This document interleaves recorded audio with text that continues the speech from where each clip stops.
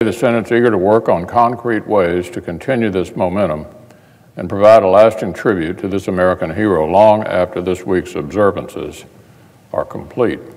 In order to make sure we realize these intentions, I'd like to put together an official group that can collaborate and bring together ideas from current members, former colleagues, and friends.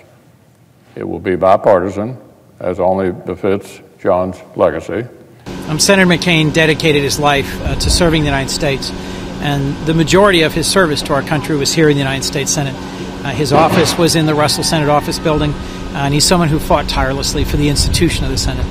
I think it would be a completely appropriate way for us to remember Senator McCain's sacrifice and service, to rename the office building in which he served for so long after him.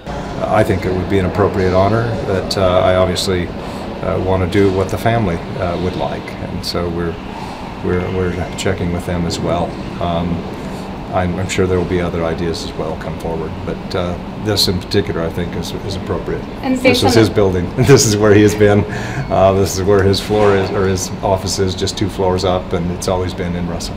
I think Russell being named Russell is that generation of senators' message to future generations. What I don't want is to establish a precedent so that something named after John McCain is named after somebody else in the future. Building names can change over time. I think that's certainly appropriate. That's the way I treated these issues when I was a mayor of Richmond or governor of Virginia. But I can't think of a person whose name and record and example would be more of a everyday motivation for an institution like this than to have the building named after John.